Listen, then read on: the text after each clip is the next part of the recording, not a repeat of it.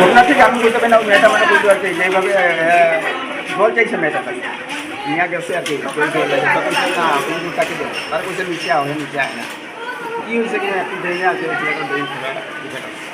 আচ্ছা, ঘটনা আনুমানিক কয়টার সময় হয়েছিল?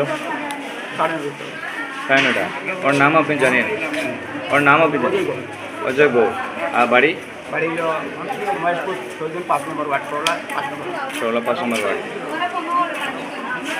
আগে কিছু লাগবে না। অজয় গৌর বলে একটা পেশেন্ট এসছে, বয়স হবে 30 থেকে 35-এর মধ্যে হবে। তো পেশেন্ট এসছে এখানে মহেশপুর থেকে। তো আমি যেটা হিস্ট্রি নিলাম, হিস্ট্রিতে পাওয়া গেছে যে পেশেন্ট উপর থেকে 3তলা বা 2তলার উপর থেকে লাফ দিয়ে মাটিতে পড়েছে। তো পেশেন্টের যে ইঞ্জুরিটা আছে, ব্রেনে একটু ইঞ্জুরি আছে, ট্রমা হেড আছে। ট্রমা হেড হওয়ার পরে ওর স্কিনটা ফেটে বোনটা বেরিয়ে গেছে আর কি। তো this is a severe injury যেটা হয়েছে। তো আমরা সিটি স্ক্যানে একটা করাতে হবে।